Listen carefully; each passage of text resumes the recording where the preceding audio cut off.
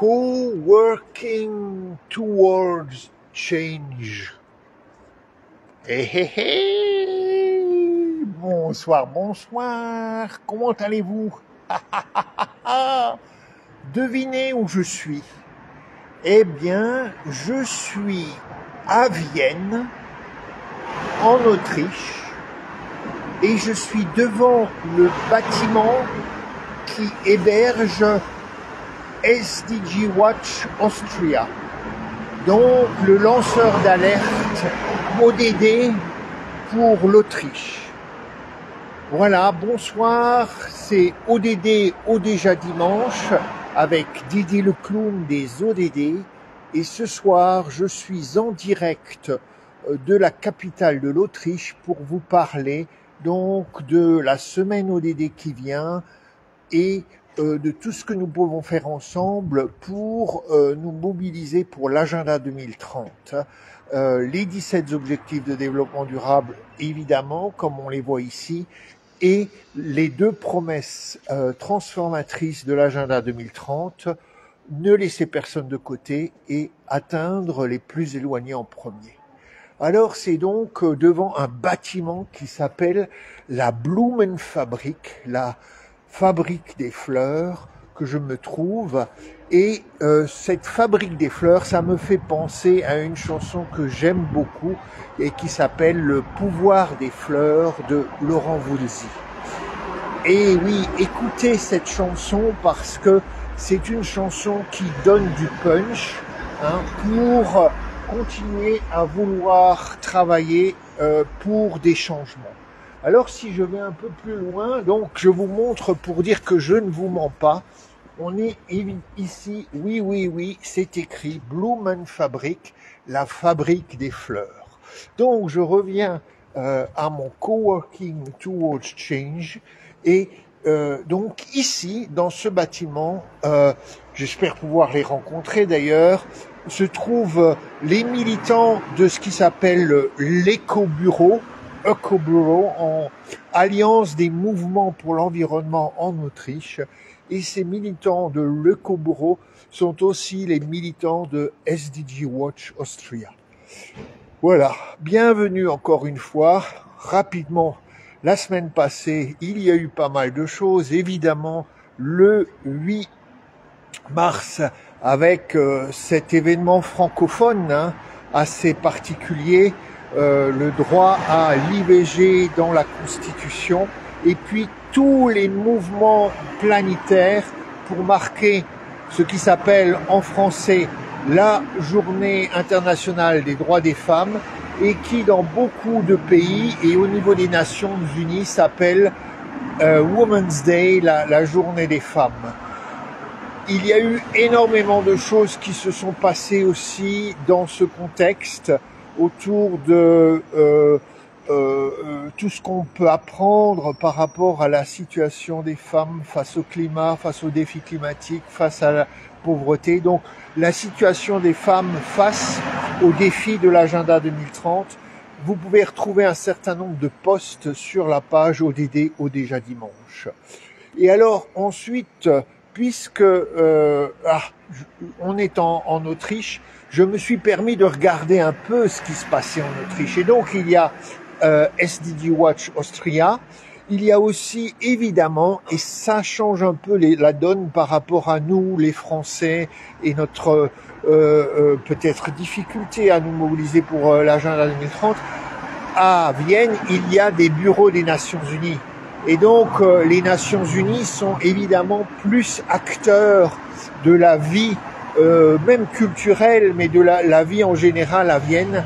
Et donc le plan principal des Nations Unies, qui est l'agenda 2030, évidemment vous allez le retrouver un peu plus dans les mobilisations. Et il y a également à Vienne le centre Ban Ki-moon pour le Global Citizen, pour le citoyen mondial.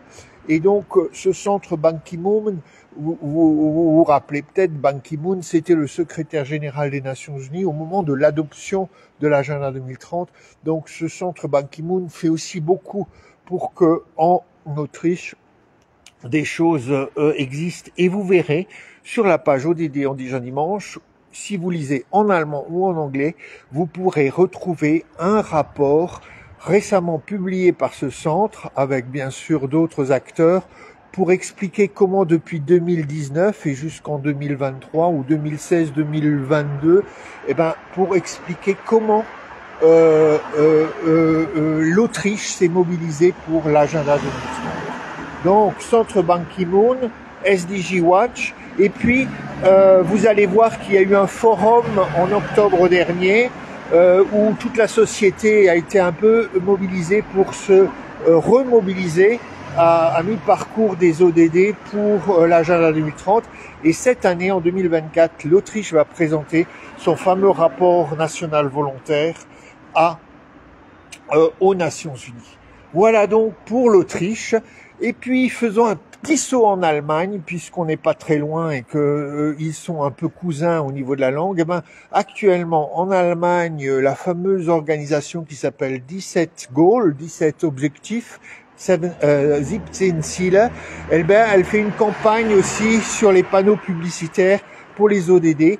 Et vous allez voir aussi qu'il y a un bureau d'études qui, en janvier, a publié un rapport qui là aussi est disponible en anglais et qui vous permet de découvrir comment les Allemands, la société allemande est sensibilisée à l'agenda 2030.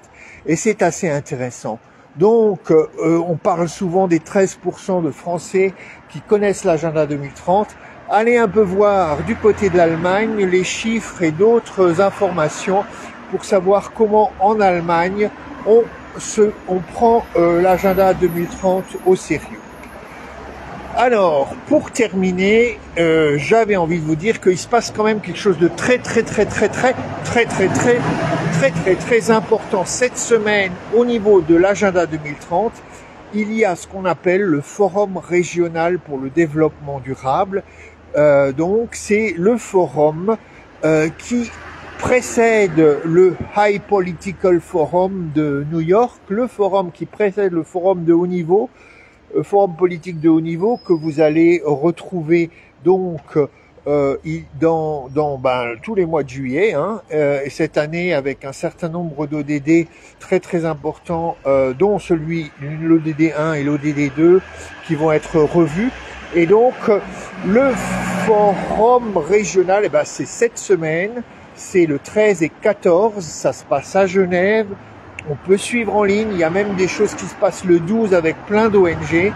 Le hashtag pour tout retrouver, c'est en anglais un Regional Forum for Sustainable Development, donc RFSD 2024. Donc le forum régional pour l'Europe et qui concerne notre mobilisation commune dans toute la région Europe, c'est bien plus que l'Union européenne, c'est cette semaine. Vous pouvez le suivre et vous pouvez éventuellement mettre des messages, soutenir, etc. Deux derniers points pour être acteur.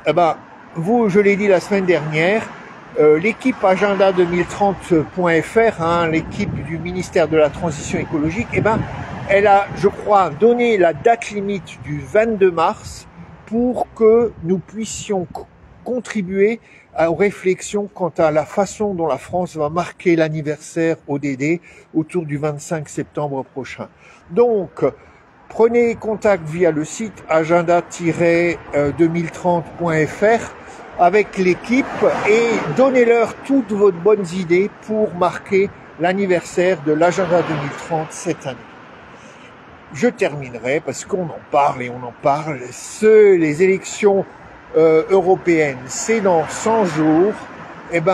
Commencez à repérer quels sont les candidats, les Spitzenkandidaten, comme on dit en Allemagne, les candidats en pointe qui sont proches de chez vous. En Autriche aussi, on dit Spitzenkandidat. Et essayez de vous dire, voilà, moi qui suis mobilisé pour l'agenda 2030, pourquoi pas écrire à ces candidats en leur demandant qu'est-ce que vous allez faire pour que, encore plus demain qu'aujourd'hui, l'Union européenne se mobilise pour ses 17 objectifs de développement durable. Alors maintenant, je vais encore vite courir parce que il y a d'autres phrases sur ces, comme la belle phrase Coworking Towards Change qui arrive le long de ce bâtiment. Alors je cours, Blumenfabrik. Et puis maintenant, j'arrive à une autre phrase qui s'appelle c'est ici que les idées grandissent. This is where ideas grow. Et je reviens.